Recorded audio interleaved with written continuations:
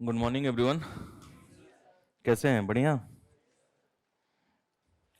Answer writing session है, ठीक है। तो आंसर लिखना है, आज लिखना है। सत्यम सर के पास अभी 3-4 असाइनमेंट मुझे दिख रहा है। यहाँ पे आप लोग 4 से ज़्यादा हैं, तो कल वाले क्लास को आंसर क्यों नहीं लिख के लाए थे? ऑनलाइन सबमिट किया है पक्का? चेक करवा लें। अच्छा अच्छा, ठीक है। मुझे लगता है आपकी क्लास कितने दिन से चल रही है, एचआरवी आप लोग वाली क्लास एचआरवी 3 की? अच्छा, मतलब 1 महीना चल रहा है, 40 दिन, ठीक है। तो इसमें लगभग 25 क्लास तो हुआ होगा, कम से कम 25-30 क्लास हुआ है। कितने हैं जो सारे के सारे क्लास में असाइनमेंट लिखे हैं? आपने लिखा है, सबने लिख दिया सारा असाइनमेंट? पक्का? आप अपना नाक बचा रहे हैं? अच्छा अच्छा, ठीक है, ठीक ठीक ठीक। सपोर्ट मत कीजिएगा इनकी गलती में। अच्छा अच्छा, ठीक है। तो सत्यम सर बोल रहे हैं कि ज्यादातर लोग असाइनमेंट लिखे हैं, है ना। आप लोग को भी गुड मॉर्निंग, सलेश, अंजलि, उमा शंकर। चलिए, मैं चूंकि आप लोग का नया बैच है, तो आपको एक तरीके से देखिए, एक चीज क्लियर आप रखो कि पूरा एग्जाम जो है आंसर राइटिंग पे टिका हुआ है। ये कोई वनडे एग्जाम तो है नहीं। एक लंबा 12-13 महीना लगातार पढ़ना है आपको, उस चीज को पढ़ के रिटेन करना है एग्जाम हॉल तक, क्योंकि और उसको रिटेन ही नहीं करना है, आपको जो आता है उसको 150 शब्दों 250 शब्दों में एग्जामिनर को बताना है। तो इतना इजी काम नहीं है किसी भी चीज को 150 शब्दों और 250 शब्दों में बताना, ठीक है। तो पूरा आज का चर्चा उसी पर रहेगा कि कैसे किसी चीज को लिखें आंसर्स को, और मतलब कैसे अच्छा नंबर उसमें इफेक्टिव तरीके से आए। कुछ भी पढ़ लेना इंपॉर्टेंट नहीं है, लोगों के पास बहुत ज्ञान होता है। आप गांधी विहार, मुखर्जी नगर, ये सब एरिया में जाइए, इंदिरा विहार, परमानंद, चाय दुकान पर बैठ जाइए, 2-4 लोग ज्ञान देने वाले मिल ही जाएंगे। लोगों के पास बहुत ज्ञान है, नो डाउट। तो उसकी बात ही नहीं हो रही है। ये पूरा एग्जाम ज्ञान का एग्जाम नहीं है, नॉलेज का नहीं है। नॉलेज 70-80% ही रोल अदा करता है, बाकी 20 से 30% और चीजें अदा करती है। और वो भी नॉलेज किस काम का, जब हम एग्जामिनर तक पहुंचा नहीं पा रहे हैं। कई सारे लोग देखिएगा जो नॉन सीरियस एस्पिरेंट्स हैं, उनमें नॉलेज बहुत है, लेकिन वो 3 घंटा में 20 का 20 क्वेश्चन नहीं कंप्लीट कर पाते हैं। बहुत सारे लोग छूट जाते हैं। और इनफैक्ट जितने लोग मेंस देते हैं, लगभग 12 से 13 हजार लोग, उसमें से लगभग 50% लोगों के 20 सवाल मतलब नहीं हो पाते हैं, 20 के 20 सवाल, या किसी पेपर में 1-2 छूट गया। तो जितना छूटेगा उतने से तो 0 नंबर कोई एग्जामिनर देगा कैसे नंबर? 0 नंबर देने की गुंजाइश है, राइट। तो सबसे इंपॉर्टेंट काम यह है कि 2 चीज इसमें आती है कि एक तो आंसर राइटिंग कैसे करें वर्ड लिमिट के अंदर, 150 और 250 शब्द जैसा कि आता है उसके अंदर, और दूसरा कैसे 3 घंटा में कंप्लीट करें। तो ये जो पूरा प्रोसेस जो मुझे समझ में आया है इतने लंबे अनुभव के बाद, कि ये कोई 2-3 महीने का गेम नहीं है। कई लोग सोचते हैं कि प्रीलिम्स निकल जाएगा फिर हम अच्छे से आंसर्स लिखेंगे, मेंस अच्छे से लिखेंगे। जैसे अभी तो चलो आंसर राइटिंग पर आप असाइनमेंट्स कर रहे हो, कल के डेट में जैसे मिनी टेस्ट, अभी एक आध मिनी टेस्ट आप में हुआ है ओपन? नहीं हुआ है? मॉडर्न इंडियन हिस्ट्री कंप्लीट हो गया ना? अच्छा, चल रहा है, चल रहा है, ओके। तो आपको मिनी टेस्ट एक्चुअली मिलता होगा, आपको बताया गया होगा, ऑल इंडिया टेस्ट सीरीज मिलता होगा। तो हम लोग यहाँ पे 1 साल में आप देखिएगा,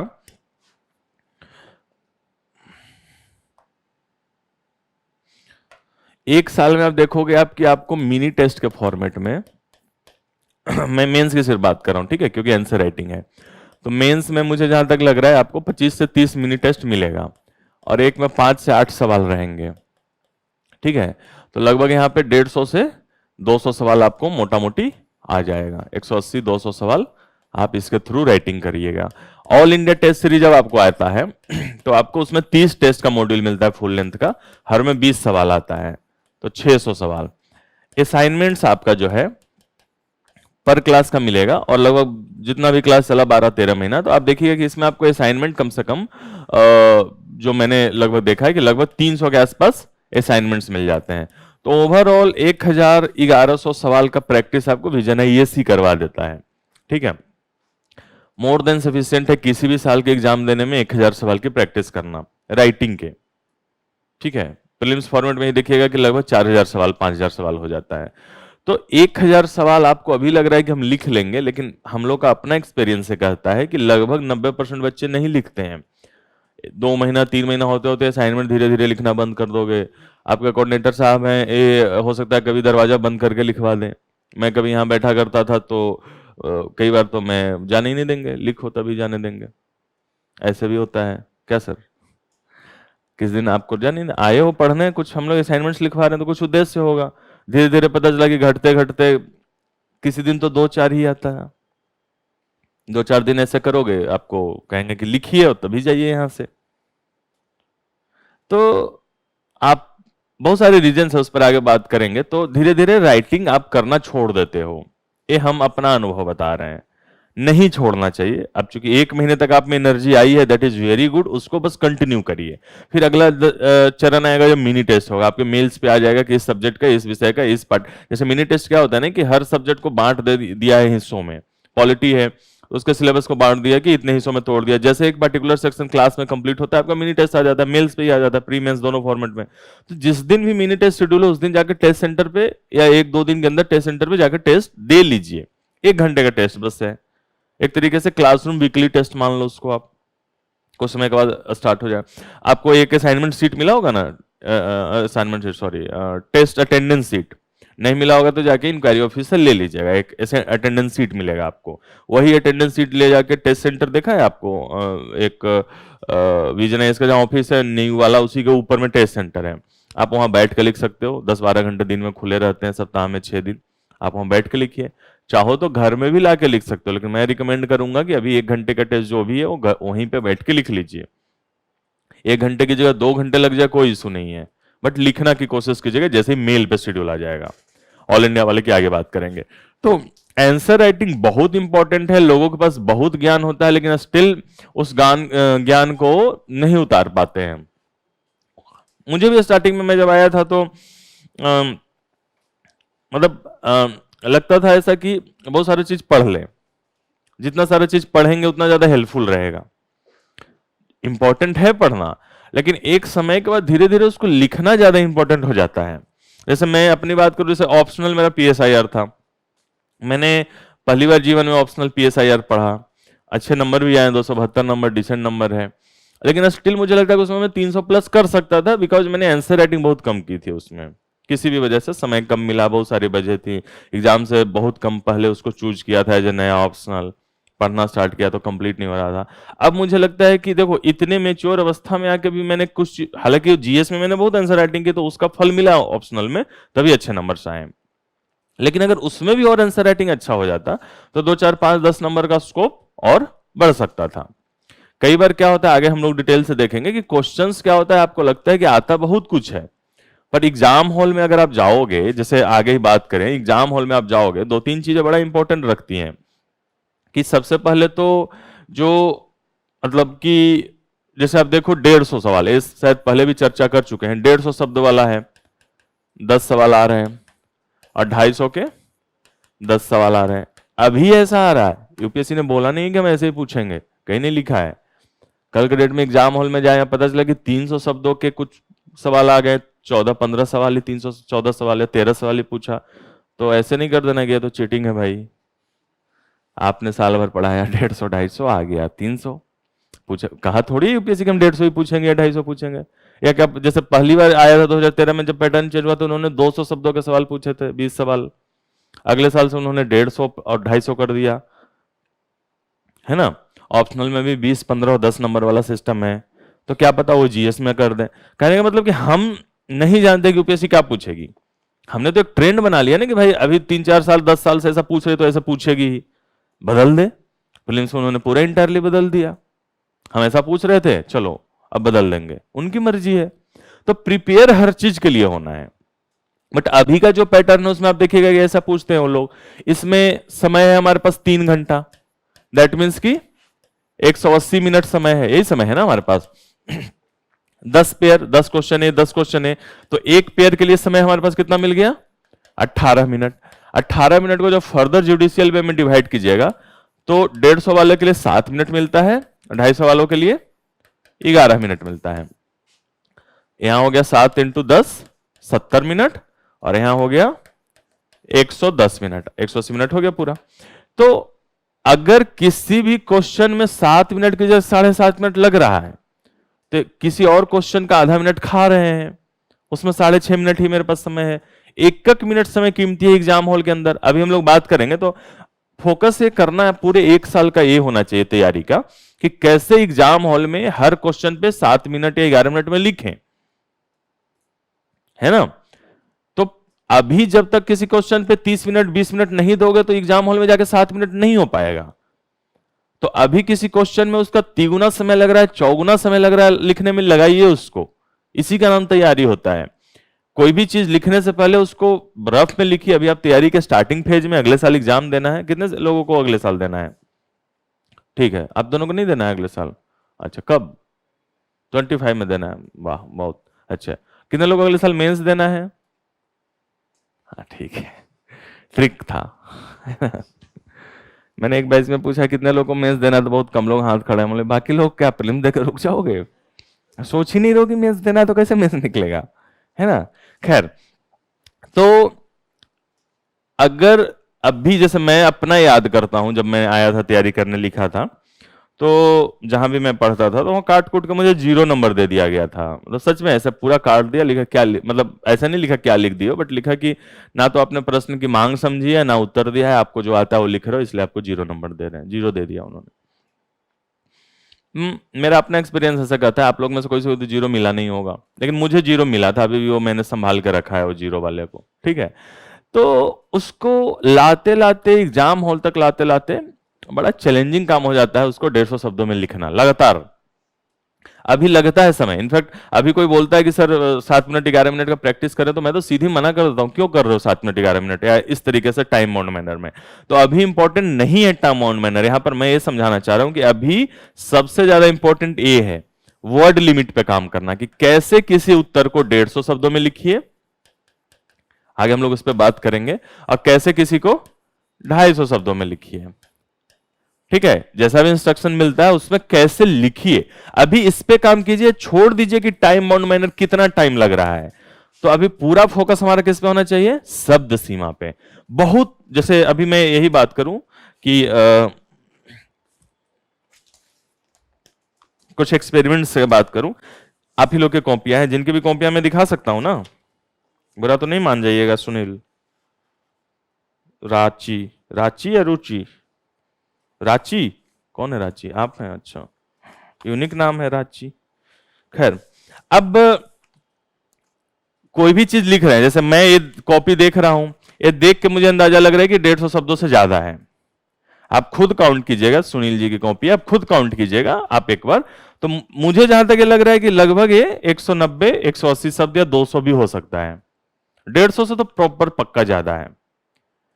तो जब मुझे अंदाजा लग रहा है, तो क्या एग्जाम हॉल में एग्जामिनर को नहीं अंदाजा लगेगा? और दूसरी बात, अगर 150 शब्दों से आप ये देखिए, यहां पर टोटल आपको कितने लिखने हैं? 4000 शब्द हो गया ना। 150 और 2500, 1500 और 2500। आप कभी नॉर्मल 4000 शब्द भी 3 घंटा में लिख के देखिए, आपको मतलब नहीं पसीने छूट जाए तो आप कहिएगा। कुछ भी ऐसा चीज, मेरा नाम सुनील है, आप लिखो 4000 शब्दों में। मेरा नाम सुनील है 4 वर्ड हुआ, इसको 1000 बार लिखो आप। 3 घंटा से ज्यादा समय लग जाएगा, या 3 घंटा लगेगा, 2.25 घंटा ऐसा लगेगा। तो यहां तो सोचना है, क्वेश्चन को सोचना है, समझना है, डिकोड करना है, उसके बारे में फैक्ट्स फिगर्स रिकॉल करने हैं, फिर लिखना है। तो इजी टास्क तो है नहीं। तो जो भी चीज हम लिख रहे हैं शब्द में, वो नपा तौला होना चाहिए। प्रधानमंत्री की जब भाषण लिखी जाती है, कई सारे आईएएस, इंडियन फॉरेन सर्विस और अलग अलग तरीके के लोग इन्वॉल्व होते हैं उनके भाषण को लिखने में। उनके भाषण के हर बिंदु पे चर्चा चलती है कि जो लिख रहे हैं उस वर्ड का मीनिंग कितना कम करें, शॉर्ट करें, क्योंकि जितना कम शब्दों में वो बोलेंगे और जितना प्रभावी बोलेंगे, उतना ज्यादा उनके भाषण का महत्व रहेगा। समझ रहे हैं? तो उसी प्रकार आपका होना चाहिए राइटिंग, कि कितना कम शब्दों में उसी बात को कह दे जो कहना चाहते थे। ऐसा इजी तो आएगा नहीं। तो मैं कहूंगा कि अब स्टार्टिंग फेज में कुछ क्वेश्चंस में ऐसा कर सकते हैं आप, कि आप लिखने से पहले उसको रफ पे लिखिए कि हम ये चीज लिखना चाह रहे थे, और आप खुद काउंट कीजिए। जैसे परिचय वगैरह, प्रस्तावना स्टार्ट करते हैं।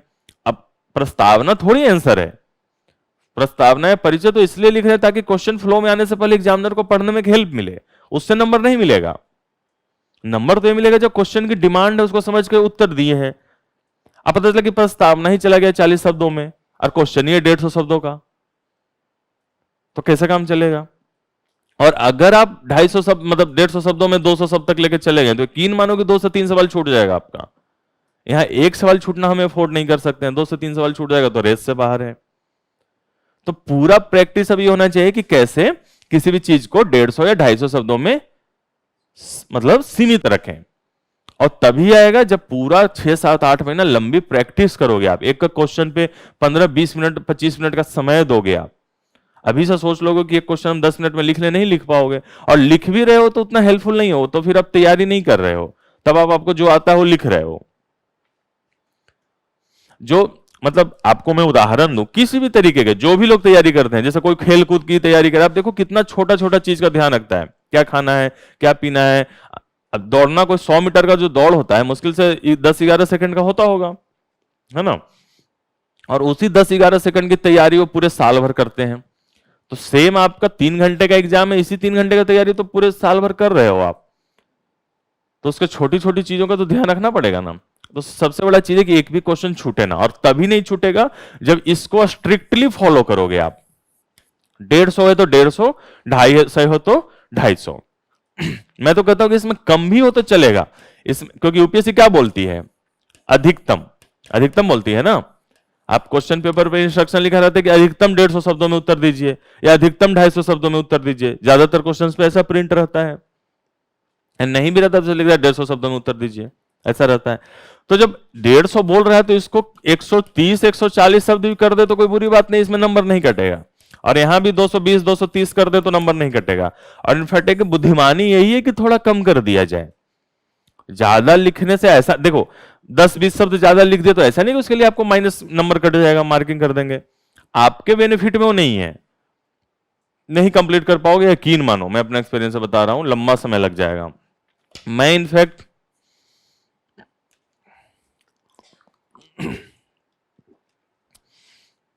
मैं अभी जस्ट जब मेंस दे रहा था लास्ट ईयर, उसके 1.5 महीना पहले एक फुल लेंथ देने बैठा, फुल लेंथ प्रॉपर जब देने बैठा, मुझे 4.5 घंटे लग गए थे। मुझे 4.5 घंटे लग गए, जब मेरा अपना अनुभव 7, 8, 9 साल का है और 1.5 महीना के बाद मेंस है। उसको 7-8 टेस्ट लाते लाते मैंने फिर से 3 घंटे पे किया। लेकिन मैं जस्ट बताना चाह रहा हूं कि कितना अनुभव होने के बाद भी मुझे 4.5 घंटे लग गए। और कई सारे लोगों के मैंने ऐसे सुने कि, क्योंकि मैं बहुत लंबे समय के बाद पहली बार वहां देना स्टार्ट किया था, तो आप तो अभी तैयारी के स्टार्टिंग फेज में हो। आप मेंस लिखिएगा तो अगर पहले से प्रैक्टिस नहीं रहेगा टाइम बाउंड मैनर और वर्ड लिमिट वाले फॉर्मेट में, तो आपको यकीन मानो कि क्वेश्चन कभी भी कंप्लीट 20 में 20 नहीं होगा। तो फोकस यही करना है, अधिकतम 150 है तो 130, 140, 220, 230 तक निपटा दे। और तभी होगा जब आपका हर शब्द नपा तौला होगा। जैसे कोई भी क्वेश्चन की बात करें, जैसे कुछ भी जो भी लिखा है आप लोगों ने, जैसे क्या भारत का संविधान उधार का संविधान है, अपने मत के पक्ष में तर्क दीजिए, एक क्वेश्चन है। मैं कंटेंट पे नहीं जा रहा हूं, क्या लिखा क्या नहीं लिखा उस पर जा ही नहीं रहा हूं। मैं बस ये बताना चाह रहा हूं कि कैसे आप अपने शब्दों को कम करने का प्रयास कर सकते हैं घर में। आप यही चीज जो लिखे इसको पहले रफ पे लिख लेते हैं।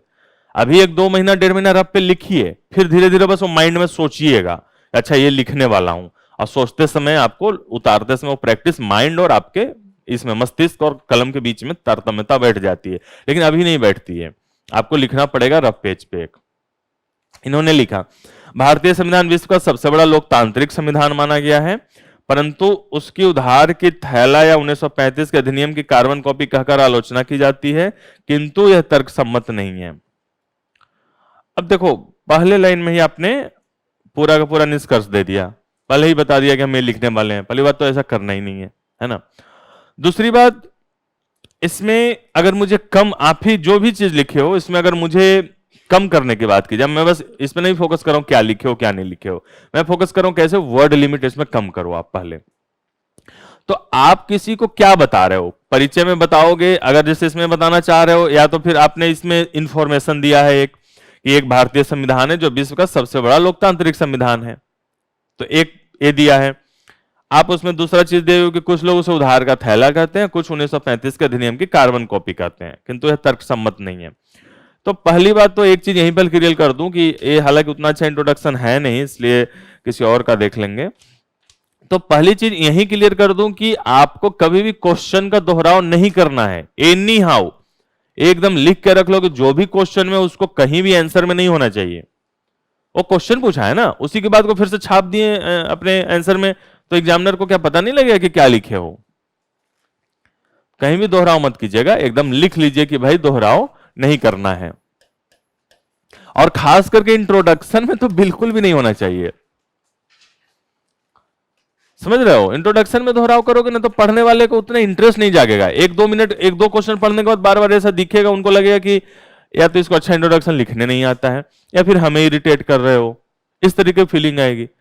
समझ रहे हो। अगर मैं आपसे पूछूं कि आपका नाम क्या है और आप ऐसे बोलो कि सर जैसा कि आपने मुझसे पूछा कि मेरा नाम क्या है, तो मैं बताना चाहता या चाहती हूं कि मेरा नाम ये है, सीधा बता दो भाई क्या नाम है।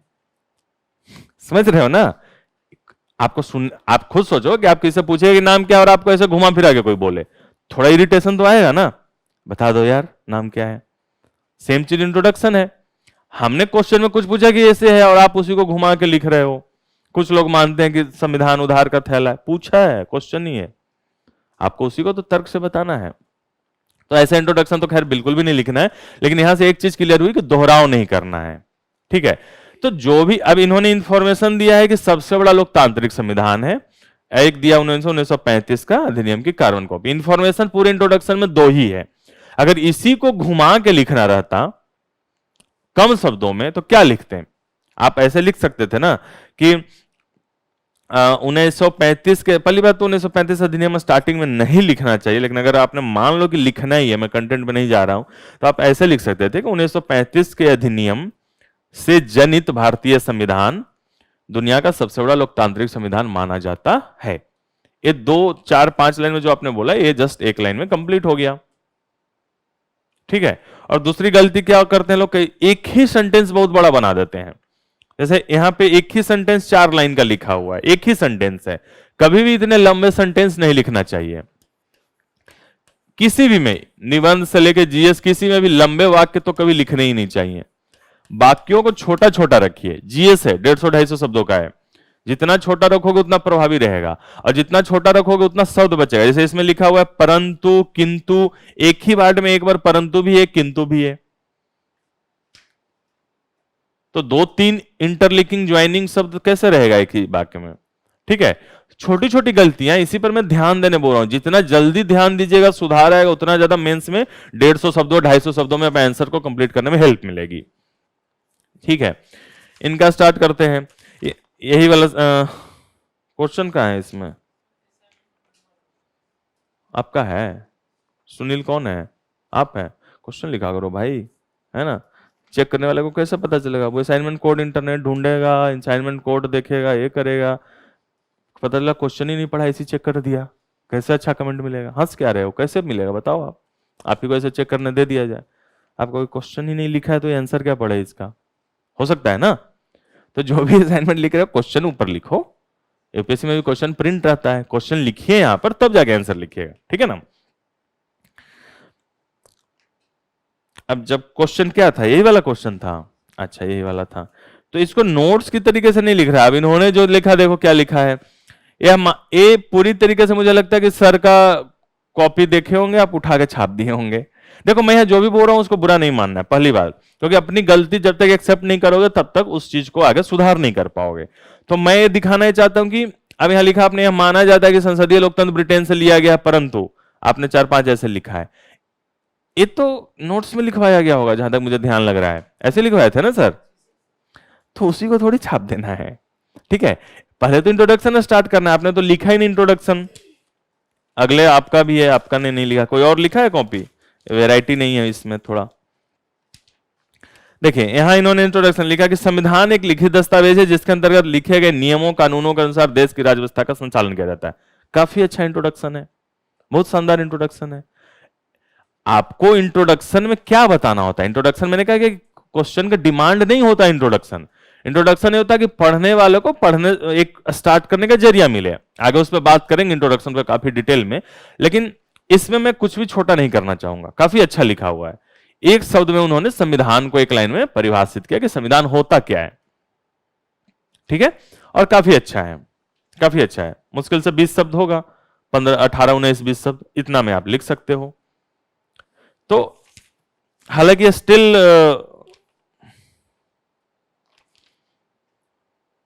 आगे इस पे भी बात करेंगे, रखने दीजिए, लेकिन हाँ आपका 150 शब्दों के अंदर ही है, मुझे लग रहा है ऐसा 150, 160 शब्द ही है ना, पास कर दीजिए इसको।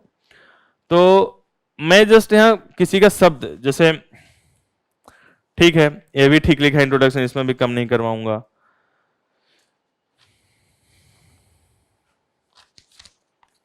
ठीक है, काफी आप लोग अच्छा लिख रहे हैं इंट्रोडक्शन को, जो भी 2, 4, 5 हमारे पास आया है। भारत का संविधान वह दस्तावेज है जिसमें मौलिक सिद्धांतों का संग्रह किया गया, हर संविधान में किया जाता है। तो भारत हटा दोगे तो शब्द 2 बचेगा, 2 शब्द बचेगा ना, 2 शब्द भी हमारे लिए कीमती हैं। जिसके माध्यम से राजनीतिक व्यवस्था विनियमित होती है, भारत का सर्वोच्च विधा है, विधा नहीं विधान है, विधा मतलब तो कला का रूप हो गया, विधान मतलब कानून, तथा बाध्यकारी प्रकृति शामिल है। अब देखो इस पर बात करते हैं। इसमें इन्होंने बताना चाहा कि संविधान एक दस्तावेज होता है जिसमें मौलिक सिद्धांत होता है, राजनीतिक व्यवस्था विनियमित होती है, सर्वोच्च विधान है और बाध्यकारी प्रकृति शामिल। ये 5-6 इंफॉर्मेशन दिया, जो कि बहुत अच्छा बात है, बट इसको शब्द कम कर सकते थे इसमें भी। कैसे? अब हर जगह जैसे देखो शामिल है, होती है, किया गया है, इस तीनों को क्यों नहीं एक ही तरीके से लिखे।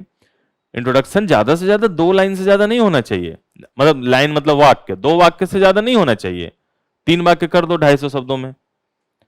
तो एक ही वाक्य में अगर और 150 शब्दों में एक वाक्य में भी इंट्रोडक्शन लिख रहे हो तो बुरी बात नहीं है। तो इसमें क्या लिख सकते थे कि भारत का मतलब भारत का तो ऐसे लिख दो, संविधान वैसा दस्तावेज है या होता है जैसे मौलिक सिद्धांत संग्रहित है। अब संग्रह किया गया है, 5 शब्द है, संग्रहित है 1-2 शब्द में हो गया ना। आप ये जब तक अपनी कॉपी पे घर में इस तरीके से आपने लिखा और लिखने के बाद खुद ही उसको पढ़िए और सोचिए कि जितनी इंफॉर्मेशन हमने लिखे हैं उसको कैसे और छोटा करें। माइंड स्टॉर्मिंग कीजिए, 10, 20 दिन, 40 दिन, 50 दिन, 60 दिन कीजिएगा, तब धीरे धीरे आपको समझ में आने लगेगा कि अपने ही वाक्य को कैसे छोटा करें। और सीधे लिखना स्टार्ट कर दीजिएगा तो समझ नहीं बनेगी। तो मैं जो समझाना चाह रहा हूं समझ रहे हो ना आप, कि आपको लिखना है। अब यहां संग्रहित है, जिसके माध्यम से भी डाल दो, संग्रहित है उससे। अब जिसके माध्यम से आप क्या कहना चाहते हो, संविधान के माध्यम से। तो जिसके माध्यम से 3 शब्द है, उसी की जगह 1 शब्द यूज कर दो, उससे। हो गया काम, समझ में आ गया। तो उससे राजनीतिक व्यवस्था विनियमित होती है। क्लियर हो गया। ये भारत का सर्वोच्च विधान है, इसके लिखने की जरूरत नहीं, विनियमित होती है कॉमा देके लिख सकते हो या फुल स्टॉप देख के भी। संविधान सर्वोच्च विधान होता है, हालांकि जरूरत नहीं है यहां पर लिखने, लेकिन लिखने हो तो इसमें कुछ ज्यादा कम नहीं हो पाएगा। लेकिन पहले वाले में तो कम हुआ ना, 4, 5, 6 शब्द, 8 शब्द कम हुआ। तो इसी तरीके से देखिए कि अगर आपके 2 वाक्य, 3 वाक्य में 5-6 शब्द कम हो रहे तो पूरे पेज में तो कम से कम 15, 20, 30 शब्द कम हो जाएंगे। आपकी अपनी कॉपी से मैं कंटेंट पे तो जा ही नहीं रहा हूं, 15, 20, 30 शब्द तो आपको खुद कम करने की गुंजाइश है अगर आपको उसी को दूसरी बार लिखिएगा तो। और यही काम आपको स्टार्टिंग में करना है कि वर्ड लिमिट पे काम करना है। कोई भी चीज लिख रहे हैं, इसलिए मैं बोला कि एक क्वेश्चन लिखने में लगाइए ना अभी समय, 25 मिनट लगाइए, 30 मिनट लगाइए आराम से। ये लगातार 5-6 महीना प्रैक्टिस कीजिएगा तो यही समय घट के 15 मिनट आएगा। अभी एकदम बिल्कुल भी टाइम बाउंड मैनर पे मत लिखो आप कि क्वेश्चन को लिखना है कम समय में लिखना है। अगर अभी कम समय में लिखोगे तो पूरा प्रैक्टिस नहीं हो पाएगा कि कैसे कम शब्दों में समेटें। तो अभी कम समय की जगह कम शब्द वाले पार्ट पे ज्यादा ध्यान दीजिए, ठीक है ना। दूसरा, उत्तर लिखना कब प्रारंभ करें।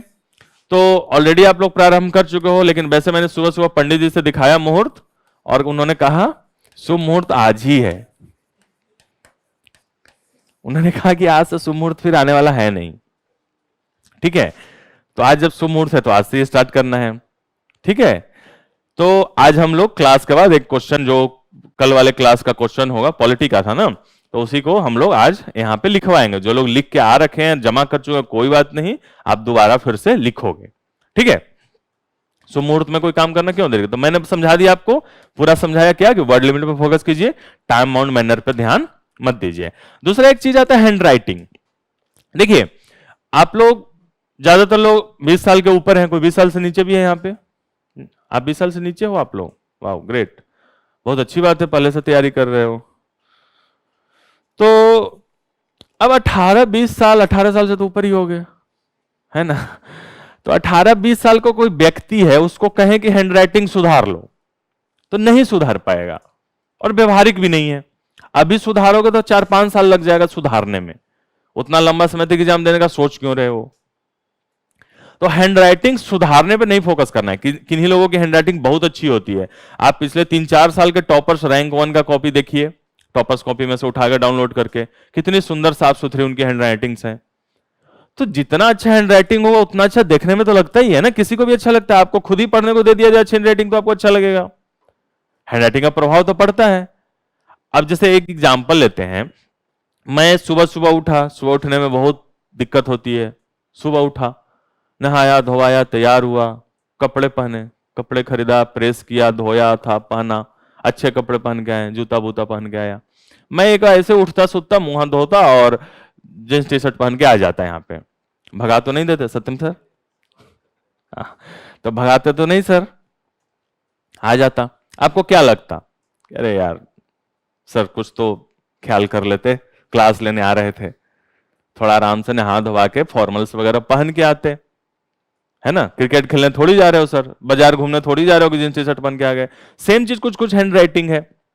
एग्जामिनर को क्या लगेगा कि यार कुछ तो अच्छा लिखो, ऐसा लिख दियो कि हम खुद ही नहीं पढ़ पा रहे हैं, ढूंढ रहे हैं कि कहां क्वेश्चन में क्या लिखा है इसने। तो हैंडराइटिंग में मैं जस्ट ये बोलना चाहता हूं कि गंदी हैंडराइटिंग अगर है तो कोई इशू नहीं है। अच्छी हैंडराइटिंग, गंदी हैंडराइटिंग वो आप बदल नहीं सकते हो, जो है सो है। बदलने की कोशिश भी करोगे तो 2-3 साल लग जाता है ना? जो चीज 17-18 सालों में गेन किया उसको कैसे 1 आध साल में बदल दोगे? आप देखना कोशिश करके। बट ज्यादातर लोगों की हैंडराइटिंग उतनी बुरी नहीं होती है, उसको बस साफ सुथरा और स्पष्ट होना चाहिए कि पढ़ा जा सके। कैसे साफ सुथरा स्पष्ट बनेगा? अब मान लीजिए कि कोई भी चीज लिख रहे हैं, जैसे एक कॉपी है, इसमें ऊपर में यहाँ पे क्वेश्चन प्रिंटेड रहता है, ठीक है ना? और नीचे कुछ मार्जिन छोड़े रहते हैं, दोनों तरफ भी मार्जिन रहता है। जैसे आपको यहाँ कॉपी मिलता है ना, वैसे यूपीएससी का भी कॉपी होता है। अगर देखना है आपको तो यूपीएससी के वेबसाइट पे जाइएगा, एग्जामिनेशन वाले सेक्शन के अंदर जाइएगा, वहां पर आपको लोग कॉपी अपलोड भी किया हुआ रहता है, ब्लैंक कॉपी। तो आपको एक अंदाजा मिल जाएगा कि अच्छा ऐसा ही कॉपी होता है, ठीक है? ऐसा ही कुछ होता है जैसे असाइनमेंट वाला है। अब इसमें कोई लिख रहा है व्यक्ति, अब बहुत सारे लोग का आदत होता है कि एकदम घौंच पौंच करके लिखते हैं। हैंडराइटिंग मैंने क्या बोल दिया, खराब हो, गंदी हो, अच्छी हो, उससे फर्क नहीं पड़ता है, थोड़ा फर्क पड़ता है। बट एग्जामिनर को क्या होता है, जैसे देखो एग्जामिनर आपको नंबर नहीं काटेगा खराब हैंडराइटिंग के लिए, बिल्कुल भी नहीं काटेगा। देयर मैच्योर और अनबायस्ड लोग होते हैं, अनबायस्ड है, मैच्योर है, वो आपकी हैंडराइटिंग के लिए नंबर नहीं काटेंगे। लेकिन वो भी तो इंसान ही है ना, है ना? कोई इंसान है, 30-40 साल का उनका अनुभव है, यूनिवर्सिटीज के प्रोफेसर वगैरह हैं। अब आप सोचो कि वो बेचारे, जैसा कि मैंने कई बार पहले भी बोला है कि उनको आंसर राइटिंग का क्वेश्चन चेक करने का मन थोड़ी करता होगा। आ गए, सरकार ने बोला कि भाई चेक करो, मन बिल्कुल भी नहीं है। सुबह सुबह पता नहीं नाश्ता मिला होगा, नहीं मिला होगा, बीवी या हस्बैंड जो भी होगा उन्होंने कहा होगा कि यार सामान, एक दिन पहले बोला होगा कि जाकर थोड़ा सब्जी ले आइए, वो सब्जी उठा के लाए, बैगन सड़ा हुआ था 2 अंदर से, डांट पड़ा। उन्होंने कहा कि भाई हम जा रहे हैं, लोगों को आईएएस बनाने जा रहे हैं, हम नंबर देंगे तो अच्छा नंबर देंगे किसी को, तभी तो आईएएस बनेगा ना। लेकिन बैगन तो खरीदने आ नहीं रहा, आईएएस बनाएंगे लोगों को। समझ रहे हो? तो ऐसा घर में कुछ हो सकता है, लड़ाई झगड़ा करके आए हो, वाद विवाद हुआ हो। ज्यादातर लोग के घर में इसी तरीके की बातें होती है ना।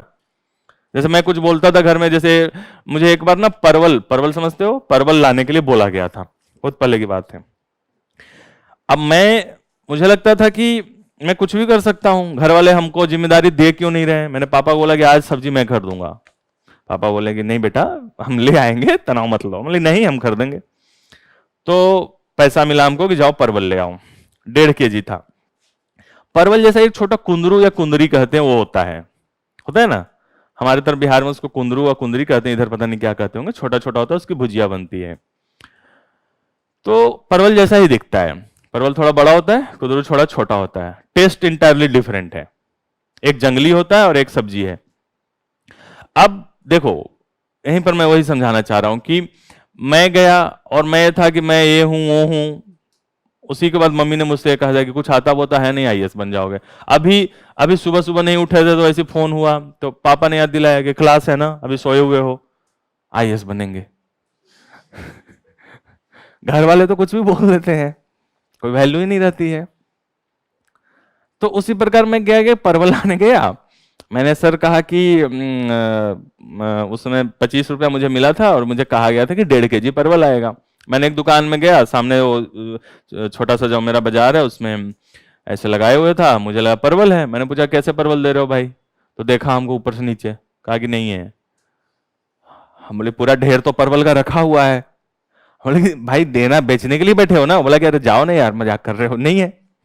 हमने बोला कि यार पागल वागल आदमी है क्या। फिर दूसरे जगह गए, उसने भी मना किया। एक जगह गए, वो देखा हमको ऊपर से नीचे, अच्छा मुल्ला पकड़ाया है। उसने कहा कि कितना है पैसा, हमने 25 रुपया है, 1.5 किलो दो।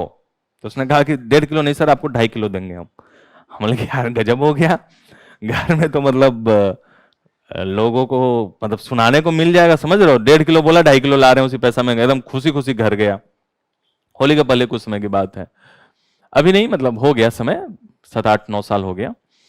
तो घर में गया, मम्मी को दिया सब्जी, हम लोग ले लो, 1.5 किलो बोल रही थी, 2.5 किलो है। मम्मी तो पहले लगा कुछ तो गड़बड़ करके आया है लड़का। जैसे ही खोली, माथा पीट ली अपना, बोले कुंदरू लेके आ गया है, कुंदरी लेके आ गया है। बोले क्या करेंगे इसका, कल खाना बनाना है, परवल की सब्जी बनाना है, कुंदरी लेके आ गया। बेचारी 2-4 काट के देखी कि सच में इतना नालायक बेटा है कि कुछ मतलब कि परवल ही है, गलत हो गया हो कुंदरू। हम उठा के ले आए थे कुंदरी। अब सोचो ताने क्या सुनने को मिल रहा है, ये आईएएस बनेंगे, परवल कुंदरू पता नहीं है आईएएस बनेंगे। तो उसी प्रकार एग्जामिनर जो कॉपी चेक करने आया घर में, सुबह सुबह ऐसे ही लड़ाई हुआ होगा, कुछ लाए होंगे सब्जी वगैरह खराब ले आए होंगे, या कुछ भी ऐसा चीज, बिजली का बिल जमा करना था नहीं जमा कर पाए। बोले एक चीज तो याद नहीं रहता है, जाएंगे आंसर चेक करने, लोगों को आईएएस बनाने जाएंगे। वो भी बोले होंगे हस्बैंड या वाइफ जो भी होगी, तुम चुपचाप रहो, हम जा रहे हैं ना बनाने। तो ऐसे पारिवारिक चीजें होती रहती हैं। अब सोचो बेचारे आए यहाँ चेक करने, इनको यहां खोजना पड़ रहा है आंसर में कि इस आंसर का ये डिमांड कहां लिखा है। क्यों? क्योंकि मैं हैंडराइटिंग खराब पे नहीं बोल रहा हूं। देखो हैंडराइटिंग खराब, देखो अच्छी रहेगी, जैसे मैं फॉर्मल्स वगैरह पहन के आया, थोड़ा तो ठीक लग रहा हूंगा।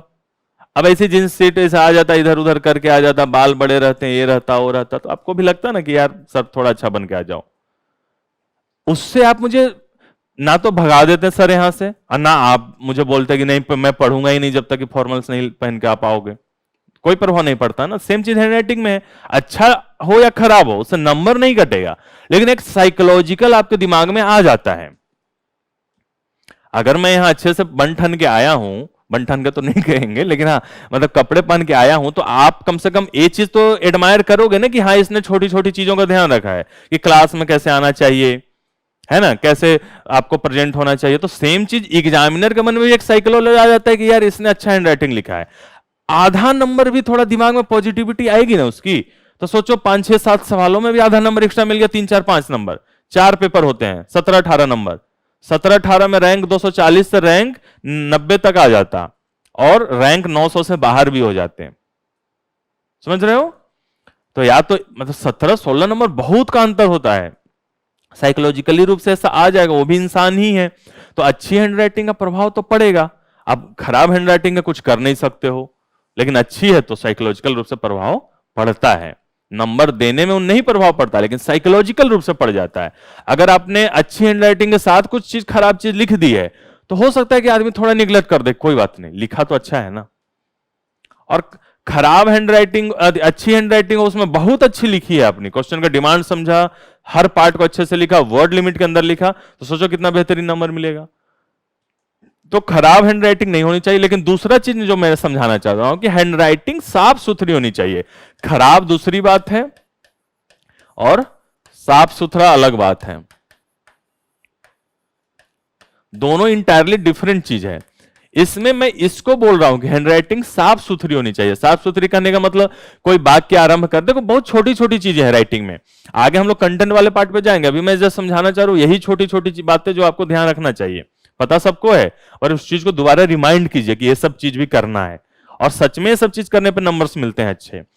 तो आप कोई भी चीज स्टार्ट करो तो बहुत लोग यहां से स्टार्ट करते हैं, है ना। यहां से क्यों कर रहे हैं, कोई भी पैराग्राफ स्टार्ट कर रहे हैं तो कम से कम 20 से कीजिए, यहां से कीजिए, ऐसे लिखिए, है ना। दूसरा, थोड़ा इसके बीच में भी गैप छोड़िए, एकदम यहां से सटा के ऐसे लिख रहे हैं, ऐसे करके क्यों ऐसे लिख रहे हैं, इसकी जगह क्यों नहीं यहां से लिखे, ठीक है। तो एकदम यहां सटा की जगह यहां से लिखिए। और दूसरा, दोनों के बीच गैप छोड़िए, एकदम कोई ऐसे ऐसे लिख रहा है, जैसे मैं लिखूं आज उत्तर लेखन, पूरा नहीं लिखते हैं, और यहां अगला ऐसे लिखूं आज उत्तर लेखन की कक्षा है। कई लोग ऐसे भी लिखते हैं, जगह बहुत दिया हुआ है। आप जब अपनी खुद की कॉपी जब देखिएगा ना, तो एक लाइन में एक एवरेज जो नॉर्मल आदमी लिखता है वो 6-7 लिखता है, कुछ लोगों का 8 चला जाता है, 5 तो नहीं जाता है, 6 तो कम से कम जाता ही है एक लाइन में, शब्दों की संख्या एक लाइन में।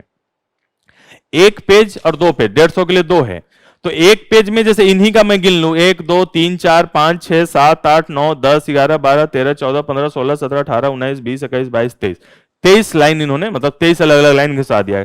किसी का जैसे इनका बड़ा बड़ा लिखा है, इनका गिन लूं 1 2 3 4 5 6 7 8 9 10 11 12 13 14 15 16 17 18 19 20 21, 21 इनका भी है। अब ये दोनों में अगर मैं इधर भी गिन लूं तो 1 2 3 4 5 6 7 8 9 10 11 12 13 14 15 16, 16 लिखा है लेकिन जगह भी छोड़ा है। तो जब इतना बड़ा बड़ा लिखा है इन्होंने, देख रहा होगा आप लोगों को, तो ये 16-17 लाइन है, और इतना छोटा छोटा इन्होंने लिखा है तो 23 लाइन है।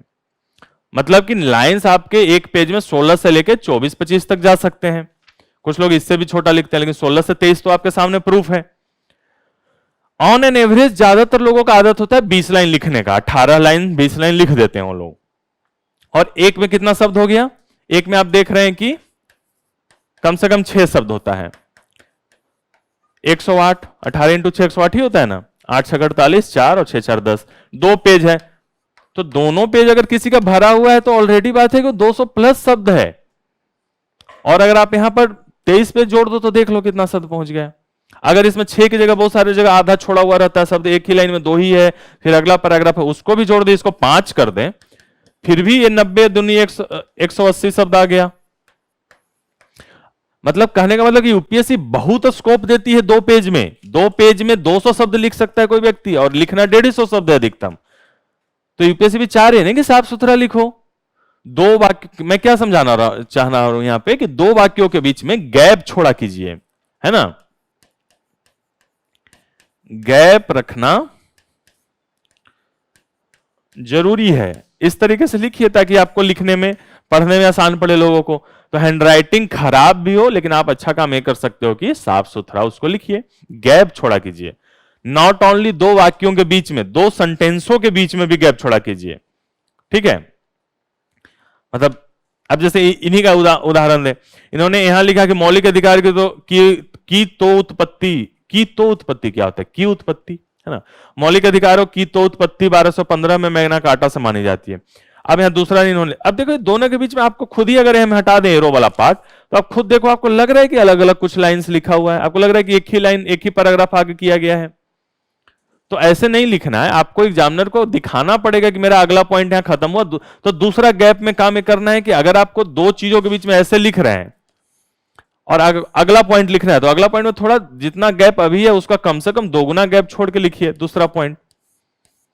इसी प्रकार हेडिंग सब हेडिंग देते समय पॉइंट बनाइए, यहां पर इतना गैप है तो थोड़ा बढ़ा दीजिए गैप को, फिर यहां से स्टार्ट कीजिए ऐसे ऐसे। मतलब 2 वाक्य या 2 पैराग्राफ के बीच गैप्स का भी अंतराल आपको ध्यान रखना चाहिए। छोटी चीजें हैं लेकिन ये बड़ा इफेक्ट डालती हैं।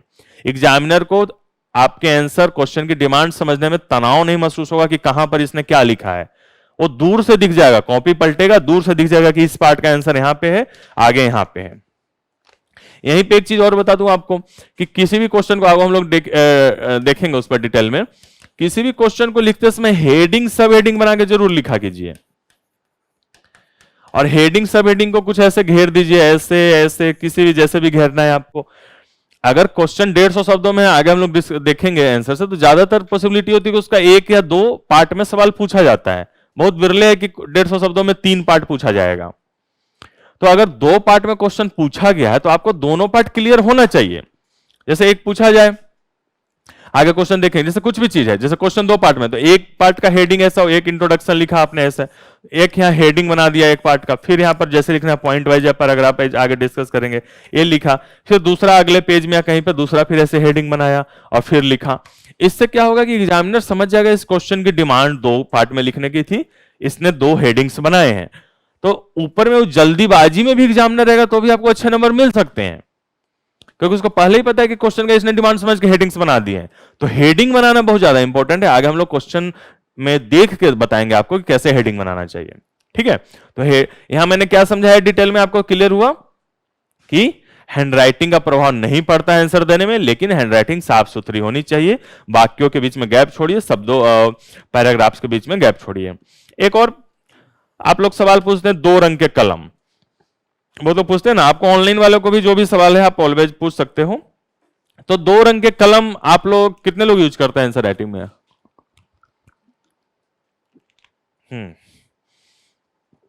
दिख रहा है यहां पे, ब्लू और ब्लैक 2 ही यूज करना अलाउड है, एग्जाम हॉल में भी अलाउड रहता है, कर सकते हो, बहुत लोग लेके भी जाते हैं, मैं भी लेके गया था। लेकिन घर में प्रैक्टिस करना अलग बात है, इस मामले में मेरी राय थोड़ी बटी हुई है, घर में प्रैक्टिस करना अलग बात है, एग्जाम हॉल में व्यवहारिक नहीं हो पाता कई सारे लोगों के लिए, कई सारे लोग यूज कर लेते हैं। आप देखना कि कैसे, जब अभी करो, आप भरपेट यूज करो, लेकिन जब अंतिम एग्जाम के तैयारी के अंतिम फेज में आप जाइएगा तो आपको ये चीज दिखेगा कि चलो मान लो कि हम ऐसे कोई चीज लिख रहे हैं, ब्लू पेन से लिख रहे हैं, ठीक है, अब हमको ब्लैक पेन क्या यूज करना है, जब ब्लू से लिख रहे हैं या ब्लैक से लिख रहे हैं तो ब्लू, दूसरा पेन तब हम यूज करते हैं जब उसको किसी चीज को अंडरलाइन करना हो या कुछ बॉक्स हेडिंग्स वगैरह बनाना हो। आप खुद सोच के देखो कि आप कोई क्वेश्चन लिख रहे हो, ऐसे लिखते लिखते आप दूसरा यूज करना, तो इसको रखोगे 1 से 2 सेकंड, 1 सेकंड तो जाए, एक गया, दूसरा उठाओगे पेन, एक और गया, फिर उस पेन को उठा के रखोगे, फिर से लिखने के बाद हो गया एक, फिर ओरिजिनल पेन उठाओगे, मतलब एक बार चेंज करने में 4 सेकंड का तो अंतराल आएगा ना। अगर हम ब्लैक लिख रहे हैं तो ब्लैक से ब्लू हमें चेंज करना है, तो ब्लैक को रखा 1 सेकंड, ब्लू उठाया दूसरा सेकंड, फिर ब्लू रखा तीसरा सेकंड, फिर ब्लैक उठाया चौथा सेकंड, तो एक बार पेन बदलने में 4 सेकंड जा रहा है। और आप सोच के देखो कि एक आंसर में, मतलब 150 शब्दों में आपको मन कर रहा है तो 3-4 बार यूज कर ही लोगे, अंडरलाइन हाईलाइट 3-4 बार तो हो जाता है अगर आप पेन बदल के करोगे तो 4 से 5 बार भी हो गया, तो एक क्वेश्चन में कितना चला गया, 20 सेकंड। अगर यही 20 सवाल में देख लो तो 20 × 20 400 सेकंड, 8 मिनट, क्या 8 मिनट 400 सेकंड 8 मिनट होता है ना, लगभग 8 मिनट नहीं 7 मिनट मान लो भाई, 7 से 6 मिनट मान लो, तो 6-7 मिनट क्या आप इस चीज के लिए एफर्ट कर सकते हो? मतलब इतना कीमती 1-1 मिनट होता है कि आप 6-7 मिनट सिर्फ पेन बदलने के लिए अपना खर्च कर दो पूरे 3 घंटा में, क्या वायबल है? तो मेरे हिसाब से तो इतना एफर्ट नहीं करना चाहिए अंदर एग्जाम हॉल में कि 4-5 मिनट भी अपना समय बर्बाद हो रहा है पेन बदलने में, उससे कुछ बहुत ज्यादा नंबर का फर्क नहीं पड़ जाएगा। देखने में नो डाउट सही लगता है कि हाँ भाई दूर से दिखता है, लेकिन वही पेन, जिस पेन से लिख रहे हैं उसी पेन से किसी चीज को अंडरलाइन करना है, अंडरलाइन कर दिया, किसी चीज को गोल घेरना है हेडिंग से हेडिंग को ऐसे ही घेर दिया, कि क्यों पेन बदलने जाएंगे, उसी से अंडरलाइन या गोल घेर दिया। समझ रहे हैं आप मेरी बात? मैंने मैथ से कुछ समझाया, ये मैं अपना कैलकुलेशन पे कह रहा हूं, कई लोगों के विचार से डिफरेंट भी हो सकते हैं, बट आप देख लो, आपको लगता है कि 4 से 5 मिनट हम पेन बदलने के लिए दे रहे हैं समय, तो उसका कीमत हमको नंबर में मिलेगा तो आप कर लो, लेकिन मुझे नहीं लगता कि उसका कीमत 4-5 मिनट का कीमत नंबर्स में दिखेगा आपको, राइट? आपको बीच में और भी जो सवाल है पूछ सकते हो, है ना? तो ये ओवरऑल हमने डिस्कस किया, थोड़े कुछ आयाम पे, कुछ और आयाम पे डिस्कस करते हैं, कुछ आगे जाके हम लोग एक्सपेरिमेंट आपको देखेंगे, बहुत सारे कॉपीज वगैरह से आपको दिखाएंगे, है ना? ठीक है, तो हैंडराइटिंग, कलम, ये सब चीज क्लियर हो गया। देखो ज्यादातर सवालों के आपके आंसर्स मिल जाएंगे यहाँ पर, स्टिल कुछ बचा रहेगा, हम लोग अंत में उसको रखेंगे, ठीक है? ये हमने आपको डिस्कस कर दिया कि मध्य में गैप छोड़ना है वाक्यों पैराग्राफ के मध्य में। अब आते हैं भाषा पे। हिंदी माध्यम में एक नॉर्मल चीज होती है कि सर जो हम लिख रहे हैं बड़ा इजी अपने शब्दों में लिख दे रहे हैं, क्या उसको स्टैंडर्ड तरीके से लिखना चाहिए? मैं कहता हूं कि भाषा सिर्फ समझ में आने लायक होनी चाहिए। भाषा का मूल काम यही है कि अपनी चीजों को सामने वाले तक पहुंचाना। दिक्कत यह होती है कि ज्यादातर लोग हिंदी साहित्य के, जैसे इसमें कितने हिंदी साहित्य वाले हैं, फिर से एक बार हाथ खड़ा करो आप लोग। हाँ, लगभग 70% ऑडियंस, 80% हिंदी साहित्य की है। तो साहित्य वालों को लगता है कि भाई थोड़ा साहित्यिक लिख दे, शब्द थोड़ा मतलब अच्छे होने चाहिए। पर मुझे नहीं लगता कि जीएस में उसका एक बहुत बड़ा रोल है। जीएस की भाषा मुझे लगता है कि सिर्फ एक ही चीज होना चाहिए कि सरल और सहज होनी चाहिए। सरल सहज मतलब सामने वाले को समझ में आ जाए कि क्या लिख रहा है। बहुत ज्यादा अलंकारिक भाषा होने की जरूरत नहीं है। कई लोगों को अलंकारिक भी लिखोगे, अब इंग्लिश मीडियम के कोई व्यक्ति कॉपी चेक कर रहा है, उसको अलंकारिक में भी ना पता हो तो क्या कर लोगे, आपका लिखना बेकार गया। तो ऐसी चीजें लिखो जो एक कॉमन इंसान, ऐसी चीजें लिखने की कोशिश करो हिंदी माध्यम वाले लोग, जो एक इंग्लिश मीडियम का व्यक्ति भी पढ़ के समझ जाए। जीएस में, मैं जीएस की बात कर रहा हूं, ऑप्शंस वगैरह पे नहीं जा रहा हूं। तो जीएस, अब मान लीजिए कि कोई भी चीज है ना, आप जैसे बहुत हार्ड जबरदस्ती का कहीं कहीं हिंदी किया हुआ रहता है। अब जैसे मैं एक बात करूं कि जैसे एक वर्ड होता है लेखांकन, होता है ना, क्या होता है इसका इंग्लिश, कोई बता सकता है? ऑडिट नहीं होता है, अकाउंटिंग होता है शायद। तो अब इसको कोई आदमी ऐसे लिख रहा है अकाउंटिंग। मैं नहीं कह रहा हूं कि लेखांकन लिखना छोड़ दो, अकाउंटिंग लिखो, लेकिन मैं कह रहा हूं कि अकाउंटिंग भी कोई लिख के चला जा रहा है तो गलत नहीं है, क्योंकि ये थोड़ा सा सरल और सहज है। जबरदस्ती का हिंदी करने की जरूरत नहीं है। लेखांकन भी सही हिंदी है, मैं नहीं बोल रहा हूं, लेकिन बहुत सारे लोग हो सकता है लेखांकन ना पता हो, हालांकि लेखांकन तो फिर भी इजी हो गया। मैं और कोई उदाहरण अगर सोचूं तो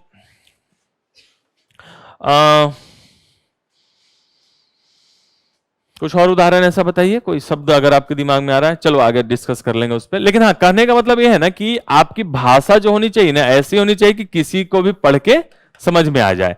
इसी में एक चीज होता है कि कोई जटिल तकनीकी शब्द होते हैं, खास करके इन्वायरमेंट में, इकोनॉमिक्स में, साइंस एंड टेक में, है ना। अब इसमें एक सिंपल सा चीज समझते हैं, जैसे कोऑर्डिनेटर, आपका कोऑर्डिनेटर साहब है, कोऑर्डिनेटर का हिंदी क्या होता है? हाँ, तेज बोलिए, खाक नहीं है। संयोजक। संयोजक उतना मतलब एग्जैक्ट हिंदी नहीं है। संचालक नहीं, संचालक तो हो गया जो संचालन करता है, संचालक तो मैं हूं यहां पे। सहयोगी नहीं, आपका सहयोगी है वो। कुछ और? हाँ अच्छा, चलिए इन्होंने बता दिया। वैसे होता है, इसका सही हिंदी क्या होता है? समन्वयक। वो हर चीज को समन्वय कर रहे हैं, मैनेजमेंट का, क्लास का, फैकल्टी का, स्टूडेंट्स का, सबके चीजों को कोऑर्डिनेट कर रहे हैं, कोऑर्डिनेटर। अब आप सोच के देखो कि कहीं ऐसे लिखोगे कल के डेट में है कोई आके बोले कि आपके समन्वयक सर, बोले कौन समन्वयक आ गया, आज तक तो बताया नहीं गया था कोई समन्वयक भी इस क्लास में है। क्यों जबरदस्ती का हिंदी कर रहे हो यार? समन्वयक हर जगह क्या लिखा रहता है? कोऑर्डिनेटर। इनफैक्ट जब जैसे कुछ एग्जांपल अगर मैं लूं तो जैसे आप जैसे आगे इंटरनल सिक्योरिटी वगैरह पढ़िएगा तो उसमें आपको एक साइबर सिक्योरिटी को पहल को स्टार्ट करने में एक आएगा, नेशनल साइबर सिक्योरिटी